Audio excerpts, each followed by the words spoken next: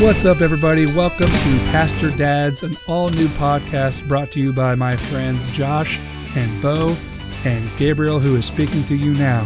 Hey, we started this podcast partly out of boredom, partly because we're all in different states now, and we just want a chance to have a conversation with each other like we used to in the old days.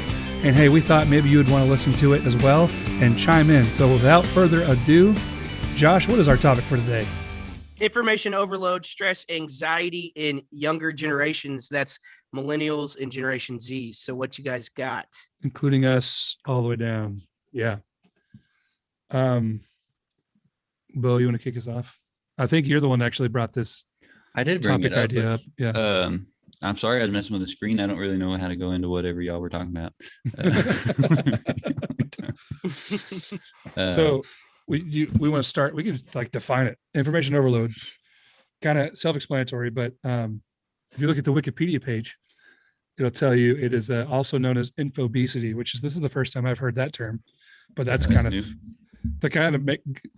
Adds an extra like. I like that. Yeah, it adds another dimension to it as far as like how serious and unhealthy it is. Infobesity, it's also called infoxication.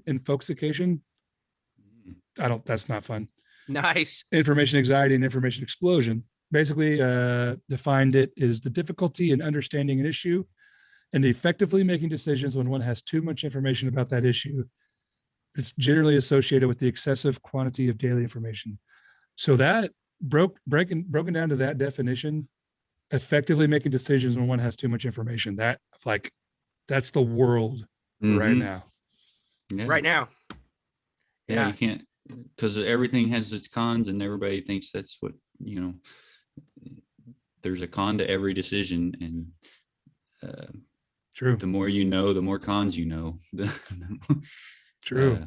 I'm genuinely curious about all this. I think both of you struggle a little bit with anxiety, but this is something that is like high on my list to try to understand. Psychology is like, so I'm so interested in. I think once I get done with like ordination, when I get there, I got 3 classes left, but once I get done with that, I think I'm actually thinking about taking some psychology classes, because I don't know. I'm really curious. I struggle pretty bad with anxiety, and I do spend, gobs of time on social media, but I think that's because I use the excuse because of youth ministry, but it's not necessarily always youth ministry. But it's is it like a mind numbing, like I can just escape into this little hole for a while and not, because I think for me, yeah, go ahead. I think that's what it used to be. But now for me, it's like just almost an addiction, Yeah. Well, scientifically, it produces endorphins, and like your body wants that after you've had it. And so the more you do it, the more endorphins you have. You get used to that. You enjoy it. Your body craves it. So that's why you get addicted. But, like that. Yeah, that there's knowledge actually that you're gaining. Like humans just get a sense of satisfaction of knowing stuff about other people, and well, plus that's all like. Yeah, it's that, and it's like that. It's the endorphins you're talking about. When you get a like or a positive comment on something you've posted or something you've commented on, that's like they say it's almost comparable to a high. Like that's basically a new form of drug, kind of the endorphin thing you're talking about. It's that positive reinforcement from strangers. Like who cares? But you see that, like I post stuff on Twitter. I have like a fake Twitter account as a basketball guy. And I'll make comments on there, but it's about Razorback basketball. I'm not gonna tell you who it is exactly, because I like that I'm anonymous, but oh, come on. it's got like 400 followers anyway. So I comment stuff on there. I'm like, every time that fake basketball account gets a like, I'm like, yeah, I'm the man. It's stupid, but it's I love it. I'm gonna grab some. Yeah, so it all reminds me. Gabe left. We'll see you. I'm sorry. Oh, the Steel Puffs. We watched the Netflix show, The Social Dilemma, not too long ago. That freaked me out. Good. I've heard that's really good. I haven't seen it It's yet. really good. Like everybody ought to watch it, but I can't force you. But you try. It was definitely worth the watch. Or can you force it? It's pretty messed up. The that, Really? people think the way they do and, creating things. But Oh, you mean like part of the social media thing is there's purposeful, they like may they not create admit things to to it, but sabotage your brain, basically.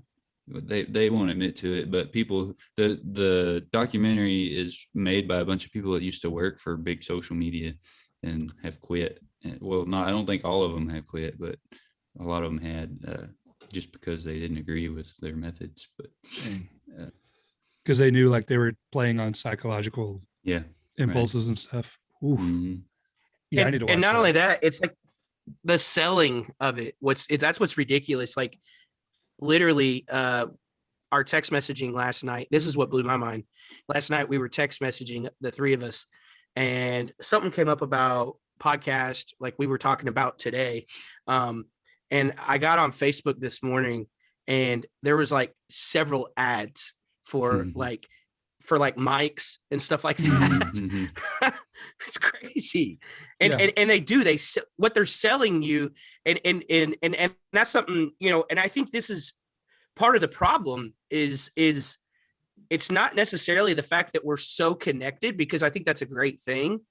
I think the overload part of the information comes from, is it real or is it not real? I don't know if that, I'm not trying to when it comes be to social media. conspiracist. Yeah, when it comes to social media, that well, for one, you get so much information about so many people that you could never get without social media. True. Right. And so you're still getting the overload, but you also have multiple factors on top of that of, is this fake, or like, is this person really feeling this way? Do they really look this way? Is their life really in this good a shape? Probably not. But you got that too. And if you were in person, you could distinguish, a whole lot more.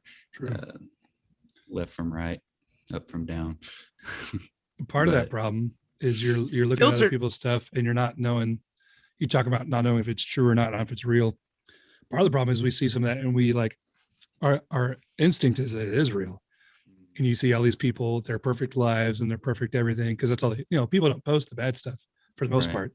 People are going to show you the best parts of their life. I've got relatives who were like, that's and so you think, wow, my life's terrible and their life is amazing all the time. So I think that's another factor of it, is like this subconscious envy of, or maybe it is conscious, I don't know, but I have it sometimes. I'm like, man, they got it going on. They've got this new church, they got this new whatever, and they're still running 350 people and they're having a good time. Their band is awesome, all this, but it's like they showed a 3-minute clip from one service. And I somehow went down the church route, but that's the world we're in. But yeah, right. So well, and in youth ministry, that's something that like, matter of fact, I just talked about it last night. We were doing like a Q&A with our teens. The filters side of things is unreal. Yes. Like, girls are literally like doing their makeup the way that filters make them look. Yeah. Now, if that doesn't scare you, I mean, goodness gracious, because I'm not dating anymore. Right. Because it could be totally fake, but yeah, I was telling them, I was like, those filters, they're not real. And the whole makeup design thing, you think about it, when you see it in person, it doesn't look as good as it would on a filter. And so it's sad. Like, but that's where the stress of this comes, and it's not just teens, it's all of us, like, I mean, I don't ever take a picture without like, doing this, because I don't want my double chin to be in there, like, for instance, even right now on our thing, I have my laptop set up higher. That's why I grew this, man. Yeah, I don't even have a chin. Now you've got an Amish chin. That's right. What did you say, Bo, though, before that? I didn't say anything yet. I was gonna say it might take a turn, but this, to me, like, it relates in other areas. The same little topic, like the new generation has this affinity for digital stuff, and like, I guess I'm an old man, I don't know, but like, I hate watching movies when I can tell that they're CGI in them. Like, if it looks computer animated, unless it's a cartoon, I do not like to watch. Like, it just irritates me. And like all the young people like go crazy about, oh, did you see the CGI in that movie? Like, yeah, I saw it and I hated it because I could tell it was CGI. I want it to look real. And all the, like, they want to go the 4K and 8K TVs or whatever, where everything looks so smooth and crisp, but it looks more than real. Like, it's weird. Everything's smooth and crisp, and that's not the way things really look. So, yeah, right. I would almost rather watch a VHS than a 4K movie. I'm not on that train. I can't get on that one. Well, it just doesn't look real anymore. Yeah. No, I know what you're saying though. What's weird is, does that affect us with like for instance, like I know, Gabe, you do this. I don't, Bo, you used to, but now at your new church, I don't think you do this much now, but like, I don't do much. Does that affect how we do? Yeah. I've only been to one service. Just got there. Yeah. But so like, far, he's just smiled and waved. Yeah. But like the designing. I did install 2 TVs and some speakers. Oh, handyman. Sorry, we let Josh get his thought out. In the sanctuary. Nice. Oh, okay.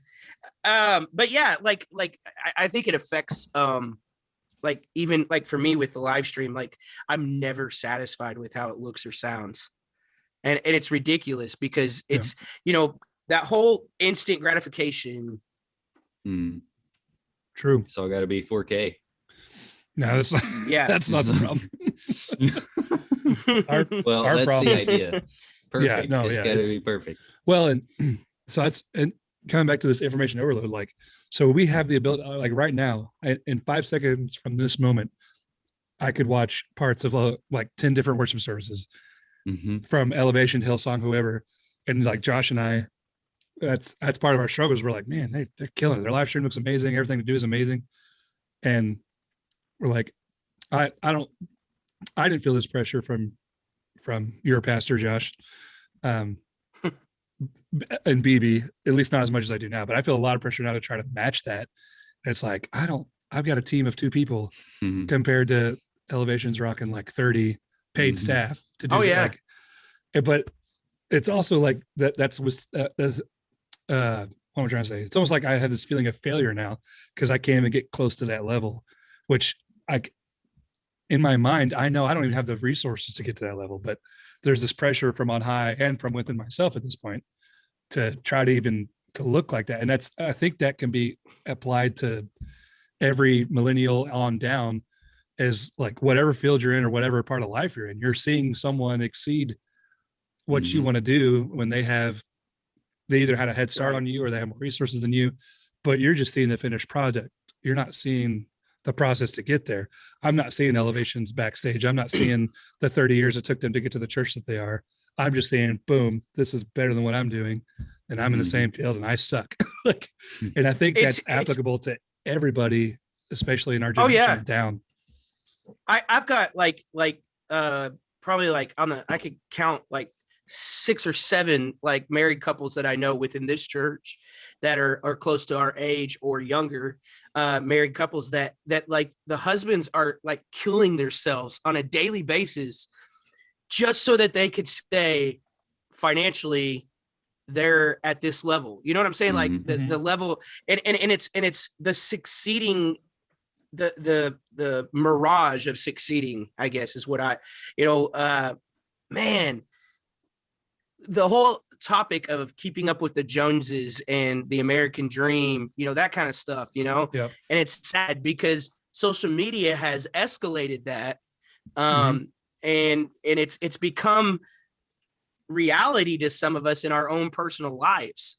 I think, I've got one of the guys that I know, he worked Monday through Saturday, 12-hour shifts, and only 1-2 days out of that whole week, he was at home. The rest of it, he was traveling, and I love and care for him, but there are times where I'm like, I just want to be like, dude, working is one thing, supporting your family is one thing, but you don't have to have all this stuff to be successful in life. And you don't have to have that much money and that big of a career just because you see it on social media, somebody else posting stuff, you know, because the truth is they may be having that. Let me put it like this. All right. When our band, when we were playing, I got to talk to Adam from Stellar Cart, the singer. And I told him, I was like, dude, I wish that I was in your situation. And at the time I was youth pastor, and he's like, I wish I was in your situation. And he said, the truth is it looks glamorous, but dude, I don't ever see my family, you know? That's a good point. To that point, I think about the times when I'm, especially now that I'm in a bigger city, you just drive through town and you see the amount of people who obviously have less than what you see on accounts on Facebook or, you know, like there is a vast majority of people who live in poverty or close to it that do not have access to the things that many of us do. And you just think about, you know, there's that many people that live like this, they survive, and many of them are happy. Some of them may not be, they may still be fighting for that, you know, better job, the more money, but a lot of them have figured out how to be happy in that lifestyle. They've realized they don't have to have all of the toys that everybody else does, and they don't have to work all the time to struggle for that position. So that's an interesting point, because I actually had a conversation with our youth pastor here. Josh, you met him, I think, Taryn Garber. Oh yeah, Taryn. Taryn, kind of. Oh yeah, okay, you've both met him probably at CTR. So he grew up, like, his dad is really well off. His dad's got a ton of money. He grew up really well off. And my wife, y'all know, Anna, grew up pretty well off. Her dad makes a lot of money. And I was talking to Taryn about this you know, concept of having a lot or whatever. And he's like, he has a little bit of this, I don't know what you call it. He has this feeling of people will look at him as like, daddy can cash a check whenever, you know, type thing. Cause he has mentioned, you know, if I need a kid to go to camp and there's not enough money, my dad will write a check for him, which is totally different thing than my dad will give me a car or something. Right. And and I try to explain to him, cause he just has this like dilemma of people think my dad gives me whatever I want. I was like, dude, I've never thought you to be a materialistic person. I was like, if anything, I think I'm more materialistic than you are. And you grew up with pretty much anything you wanted, if you wanted it. And so I was like, I don't know why that is. I was like, you and Ann are kind of the same way. Like, you don't care about stuff. Christmas and birthdays are impossible because you just don't care. You don't want anything. And he's like, yeah, I think that's because, here's my point. It took me a while to get here. He's like, yeah, I think that's because we grew up with it and we saw there wasn't that much to it. Like, we had all the stuff, we had all the things, and it wasn't what it's all cracked up to be.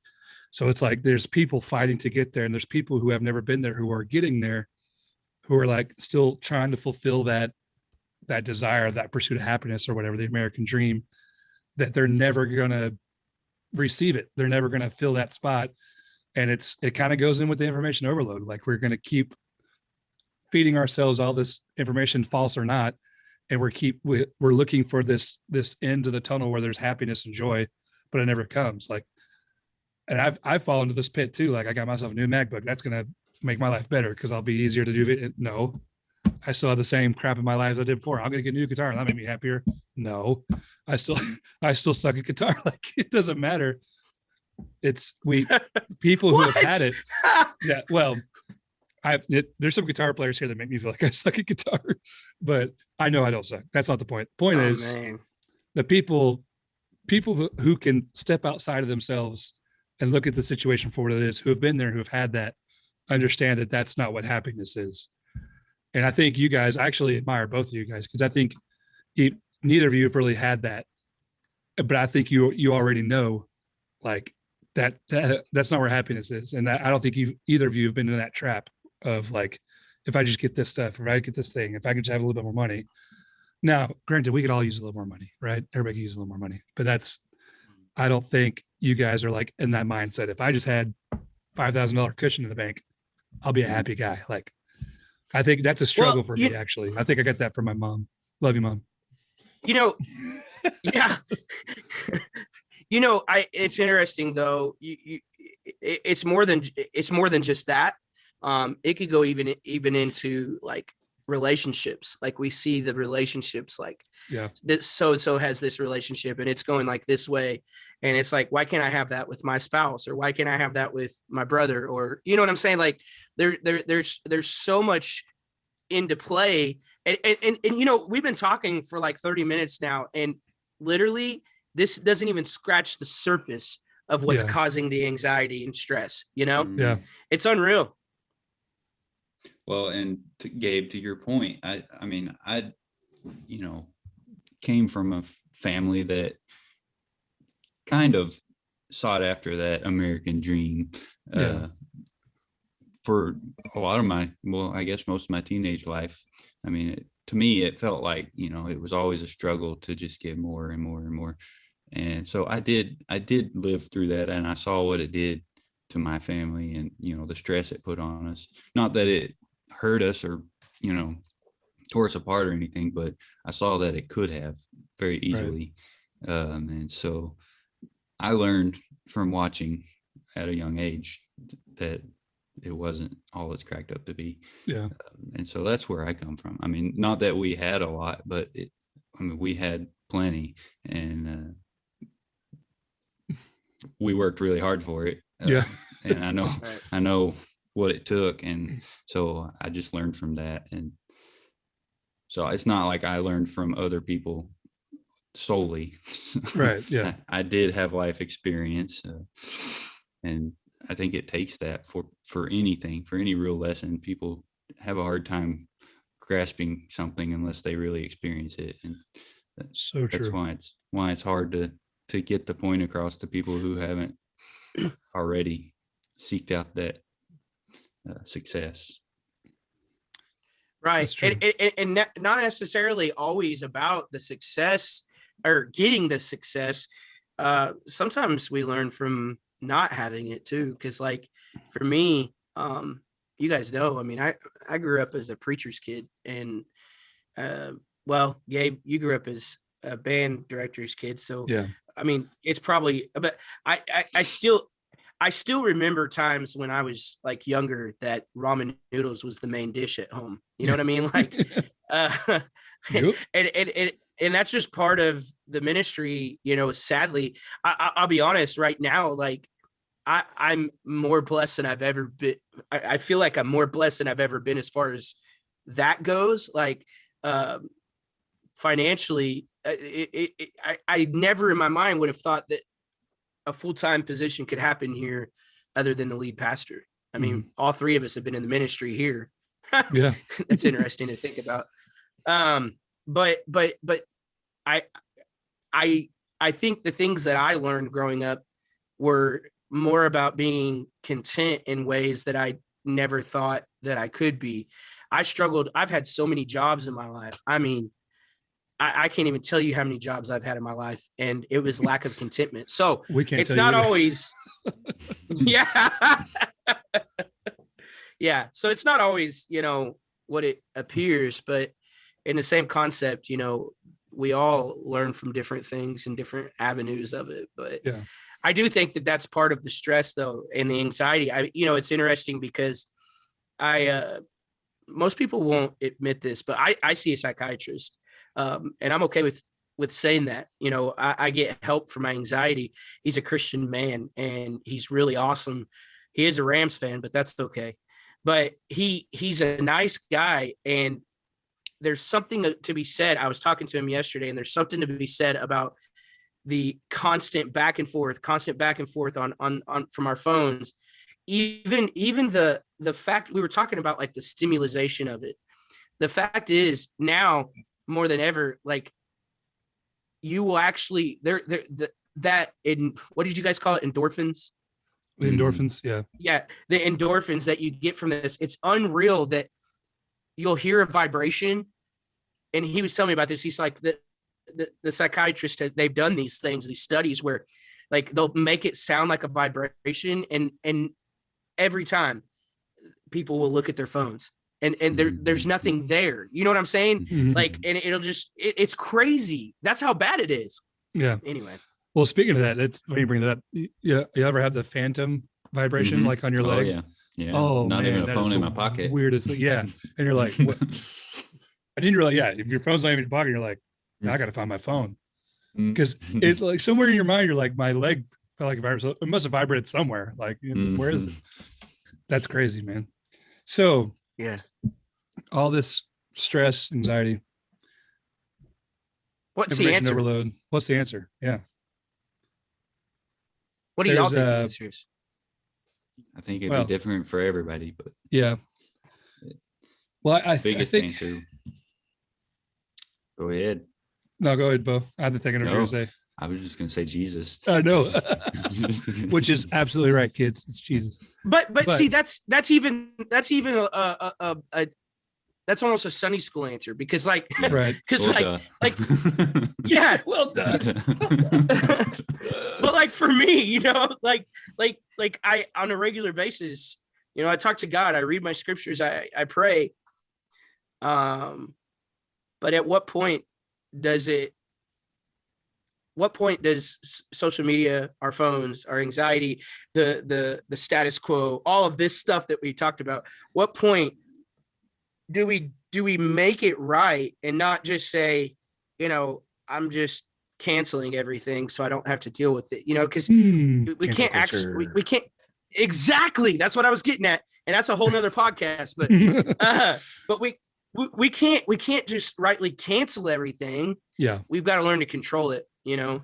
Well, so you ever heard of the organized? I didn't mean to cut you off, Bo. No. Oh, did we cut Bo off? I did earlier. Not really. Oh. But you definitely brought up some more topics to talk about there. You did. But as far as like answers to the information overload and the anxiety, have you ever read The Organized Mind, Thinking Straight in the Age of Information Overload? No. Because I haven't, but I have a list of things. So it's actually a staff writer from Forbes, like the Forbes 500 company people. Her name is Laura Shin. So she wrote like a list of 10 things. And I'm not going to read all 10 of them because some of them don't make sense on their own. Like I feel like you need to read the books to make sense of them. But some practical stuff like do a brain dump, which sounds fun because we all dump. But says with a paper and pen, write down all your thoughts, divide them into categories by prioritization. This seems like a lot of work. And then determine whether or not these tasks can or should be completed. So basically, it's like things you need to do or thinking about doing or should do. And like, so if you have I don't know if you guys ever get overwhelmed thinking about what you have to do or what you want to do or what you're thinking about doing. I guess that's a list. Yeah. Make a list, which I'm really bad about. I'm like, I'm just going to I'll prioritize in my brain and go from there. No, I need to start writing stuff down. You'll catch me often going back and forth in the church because I literally can't focus. Yeah. Oh yeah. You walk down the hall to do one thing. You're like, what was I just doing? You can't remember. So then you're like, well, I know I need to do this in this room. So you keep going. So lists are important. It's like when I go to organize an area, I'll start by putting stuff up in one area. And when I go to put something up in another area, I figure out that that's unorganized too. So I'll start rearranging that. Yep. I have 3 rooms in my church right now that are a freaking mess because of that reason right there. And I have 2 that I'm remodeling because I'm like, we just need to redo these. Yeah, I gotta start writing stuff down. Me too. So I like what she says here. She says, spend only as much time on decisions, tasks, and activities as they are worth. So part of this information overload is like one of you mentioned earlier in the podcast that we have so much information to make on a decision that there's, I think Bo said, there's like, we keep learning more and more cons and more and more cons. So we actually spend more time thinking about a decision or a task than it's worth thinking about. So I don't know what this looks like, but finding a way to spend only as much time on those things as they're worth. Like figuring out what you want to eat for lunch. That's not worth a lot of time unless you have like some serious eating problem, obviously. Or buying a new phone case on Amazon. Like, oh my goodness. Is that personal experience? Yeah, because I'm the same way. Yeah. I'm like, I want the read perfect all the comments Star from 200 different ones. Yes. At the end of the day, they're all basically the same. Yeah, made by the same people, probably. Yes. Made out of the same materials. That is a great point. In the same area. Yeah. Probably all built within 20 miles of each other. Yeah. It's all in Canton, Ohio. I don't know what that means. Hey, sure, Ohio. How many more points are there on that, Gabe? There's like 8 more. Some of them don't really. You said 10 and you only went over one. Well, some of them don't really make, like I said, some of them don't really make sense out of context, but one of them says, let yourself daydream, which I like. I do. Just have a moment to just chill. Let yourself daydream. Well, especially like we're creative types. Like we're all music guys, whatever. If we don't have time to just chill and daydream, our creativity is. Mm-hmm. When you're under pressure, you can't create. It's true. Right. Yes. I was just telling my dad that though the other day. I said to my dad, I was like, I can't think of the last time I just picked up my guitar just to create. Mm-hmm. Like, we had that conversation the other day too, me and you. Yeah, we did. Yeah. Because I play my guitar every Sunday and every Wednesday. And when I'm not doing that, I'm rehearsing for Sunday and Wednesday. Yeah. So it's like, okay, well, when am I going to enjoy playing the guitar? Not that I don't enjoy worship. Right. But yeah. When you're just going to play for you type thing, which that sounds bad. Because on Sunday and Wednesday, we're playing for God. But y'all get what I'm saying. Yeah. And I think what I used in that conversation was there was a guy I was like kind of watching some of his online lesson things, teaching guitar. And he was telling you all these different things to do. But he's like, and then at the end, take 5 minutes every day, at least 5 minutes, and play whatever you want to play. Like just have fun. That's a good rule of thumb. And don't skip that. Skip something else, but don't skip that. Honestly, though, yeah, because you could easily lose your passion for it if you're just constantly working and not playing. Yeah. Well, and Josh, you talk about picking up a guitar and just like writing or just creating. I was going through an old external hard drive yesterday. Actually, it's kind of crazy we're talking about this, and I found 6 songs that I had written like most of in college, and just laid down like an acoustic basic track and sang. And most of them were actually decent. I was like, where did this come from? I could actually take all these, record a full out like an EP with them. And I'm like, I think I did that within a month in college. And now I'm like, I haven't written anything in 6 years. I don't know if you guys can see this. It's blue. It says something. What does it say? Okay. So my dad was cleaning his office the other day. You said that, and it made me think of this. Is this an old lyric book? So this was like right when Bo joined the band. Because it still has Jordan in here, but it was the Avatars. I forgot Jordan was our drummer for like 6 months. Yeah, and so like there's a song called "Rise Up," the Adonai. The Adonai. Yeah, One Crazy Night. Bo wrote that with us. We wrote this together. One crazy night. I forgot. One crazy night. I don't remember how it went. One crazy night. That's all I remember. Is that chorus? Yeah.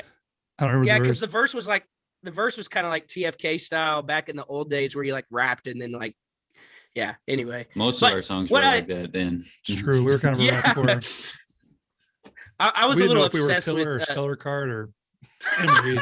We didn't know who we were.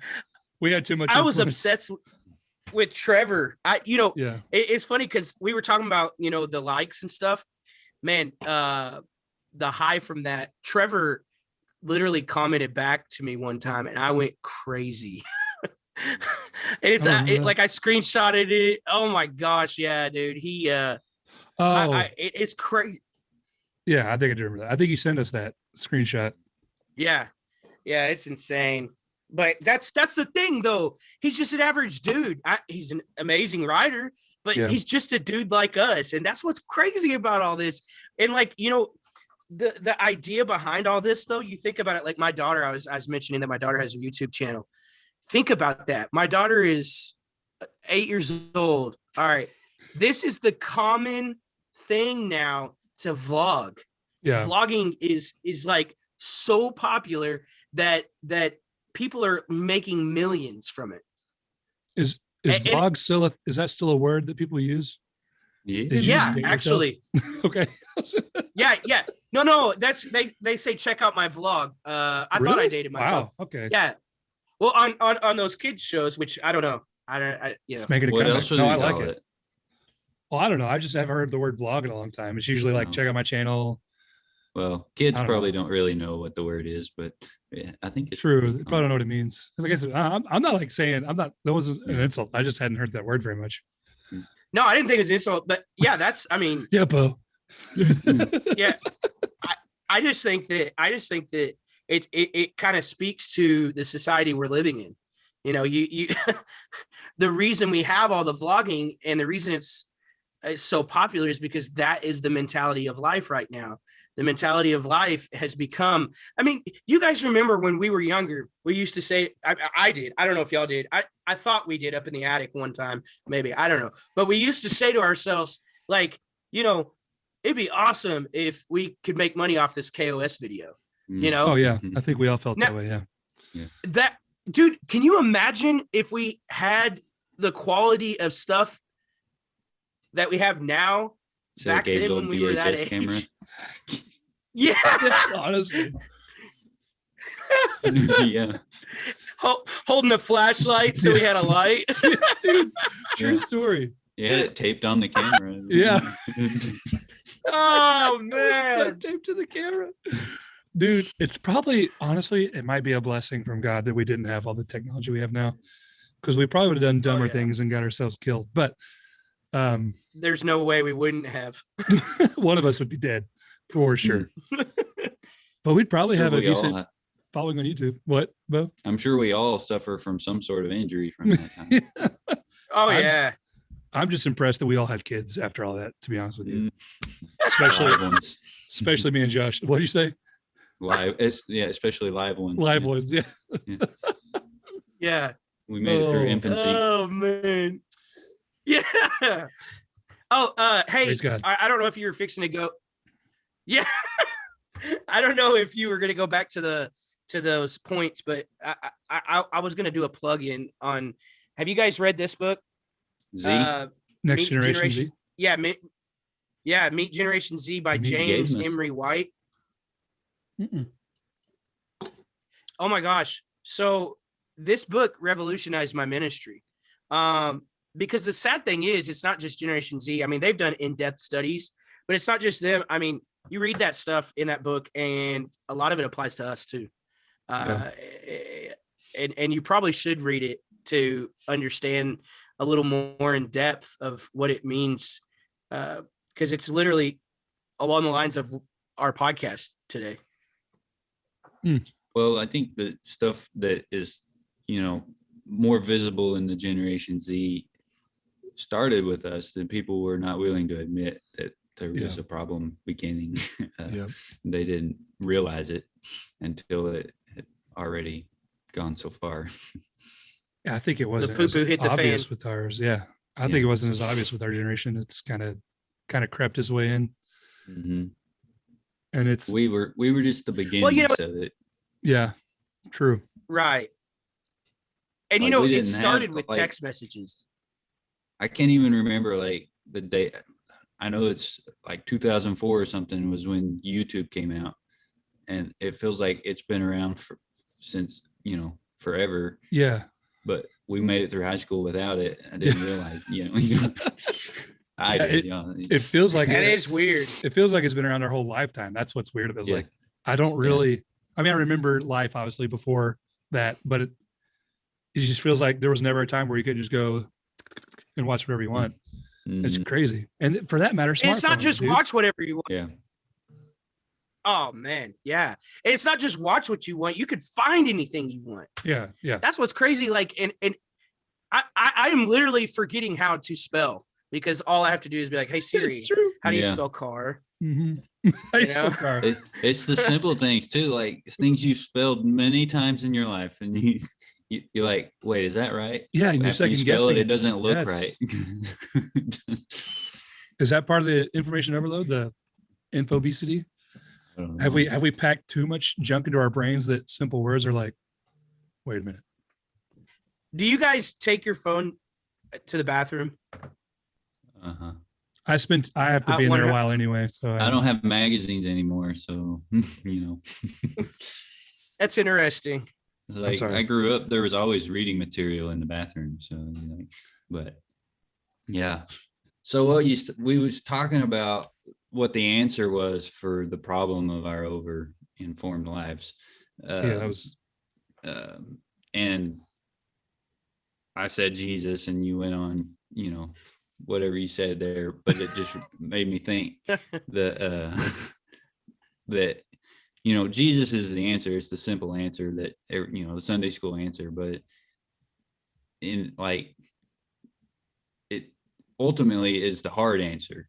It's if you think about and you follow the teachings that Scripture gives us from Jesus, that of how we're supposed to live our life, and you relay that over into your social media life, and the rest of your life for that matter, then you would see how that is the answer, because he guides us in every step, and there are things like if there is something that's taking our attention away from him, then that needs to be taken out of our life, or if it's just taking too much of our time, it needs to be reduced. And so if we're taking in all this information that's not of God, and you're giving God 5 minutes a day, our culture is taking in information all day long, all the time.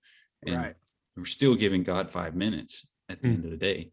And so that's where the answer comes, is it's Jesus, but it's the hard decision to actually put Jesus first and give him more time than you give other things.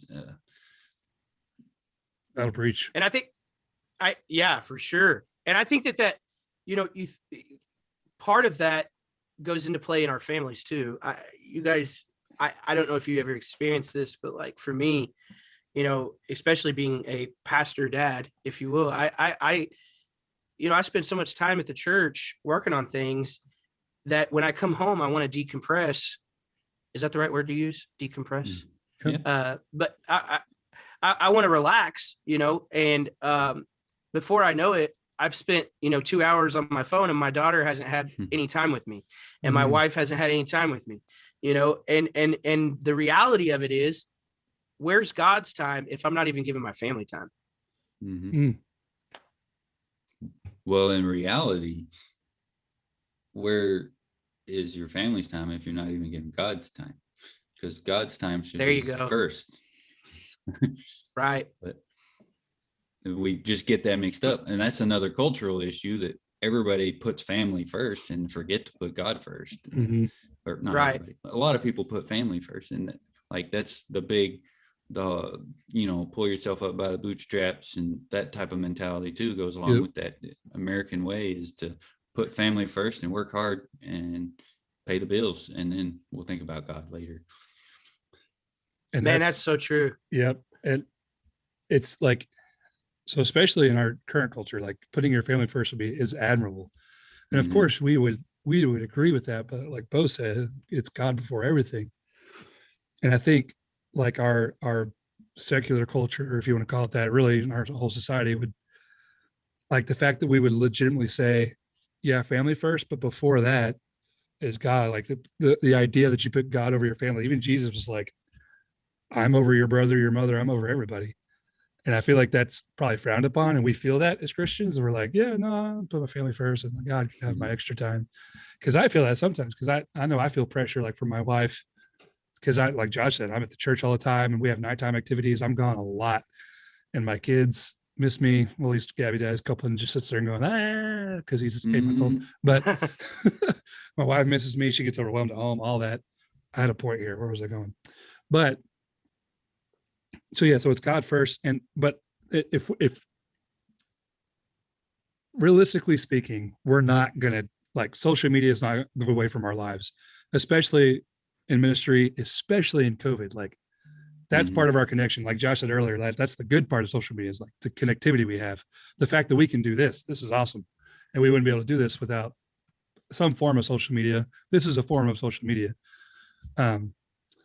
But I wonder if there is a way, which I think there is a way. I think this is maybe a partial solution to our not enough God time. Like, what if, Josh, when you're decompressing, and this is for me too, when I take my phone to the bathroom, if I'm scrolling through Facebook, Twitter, whatever, and I see a situation, whether it's a friend or a family member or someone I don't even know, because people, we talked about people posting the perfect stuff all the time, but if people are desperate, they're posting that. If people are desperate about, their child's health or their parents' health or their whatever, their financial situation, what if we stopped every time we saw something like that? Or every time we saw a fight breaking out on social media about religion or something, what if we stopped and we prayed over that situation? Because my first instinct is respond with pray hands, care emoji, scroll on. And if it's someone I know, yeah, I'll pray for them later. But what if in that moment, you do know that's a high five and not a prayer hands? No.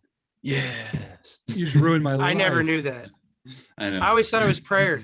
Everybody uses it for that. But. So people are posting like my dad's about to pass away in the hospital. I'm no. Yeah. I had a thought though, what if, and I'm not necessarily saying, hey, let's have some social media time with our family.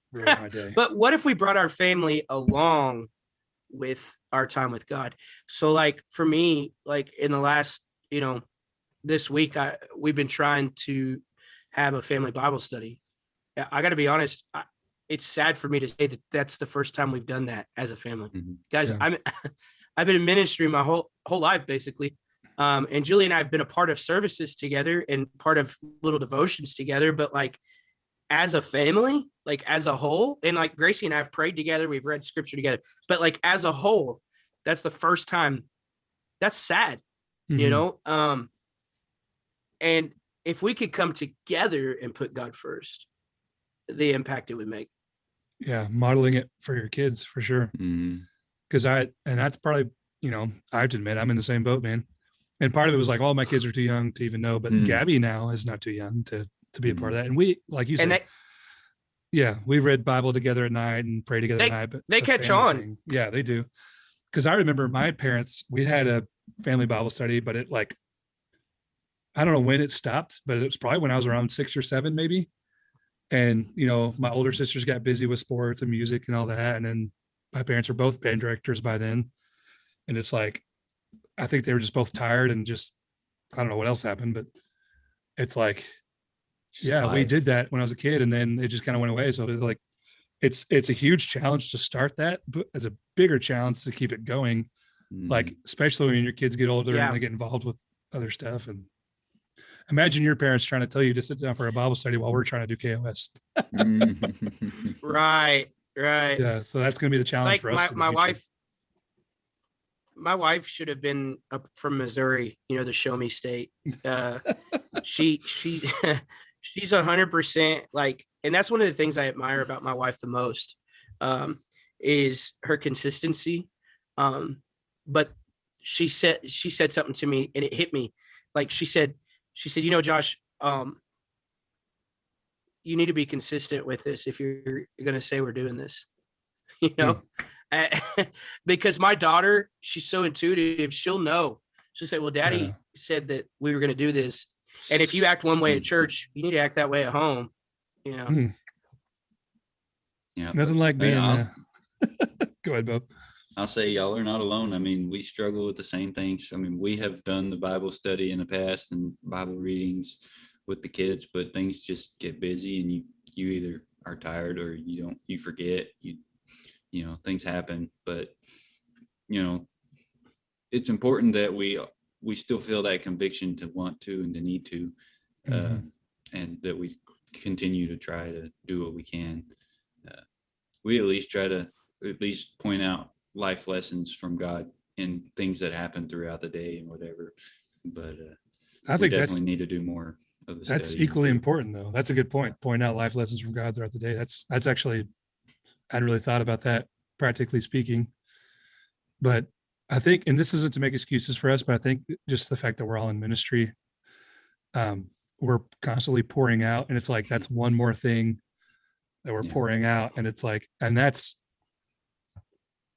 arguably the most important place we pour out. Like, obviously your church is important, but personally, if I'm choosing between church body and my family, like on a local level, I'm going to choose my family because church has got other pastors here, honestly, my family, Right. I'm it. Well, my dad told me one time, and the reason my dad is says because when we left Kansas, let me just say this: when we left Kansas, the ministry to come here, they did like an exit interview. I don't know if you guys have ever been a part of one of those, but the exit interview, like they like ask him a bunch of questions and then they rated him on those things, and he was like 100% in every area except one. And the one area was ministering to his family, his life at home. And I don't remember that, which is weird because I was always at the church. I enjoyed being at the church. But it made me think, I don't know about my brothers. Yeah. Well, yeah. There was something about there was other things. Or yeah. There were some issues. There's a little bit of issues, but kind of overall, I don't. When we moved here, there was some. Yeah, I'm lost track. There, yeah, there was some issues. I lost it on that. But yeah, that's you think about that though. Like when my dad came, like he said to me not too long ago, and he said, "Son, I know I haven't been, the greatest father figure sometimes, but he said, I want you to know that the most important thing that you can do as a pastor is to get it right at home. Because if you can't get it right at home, how can we expect you to get it right at the church and the ministry?" Dude, that hurt to hear. I was so thankful to hear it, but man, so true. Yeah. I think Paul says something about that, about elders. If your house isn't in order, then you're not going to keep a church in order. Oh yeah. Yeah. All right, guys, that's way past time for us. Hey, thank you so much for joining us today on Pastor Dads. If you guys have any questions or comments, or you have a topic you would like us to discuss, please send us an email at pastordadspodcast@gmail.com. We'd love to get in the conversation with you and possibly even have you on the show with us. So that's it for us this week. Thanks so much for joining us. We'll see you again next week right here on Pastor Dads.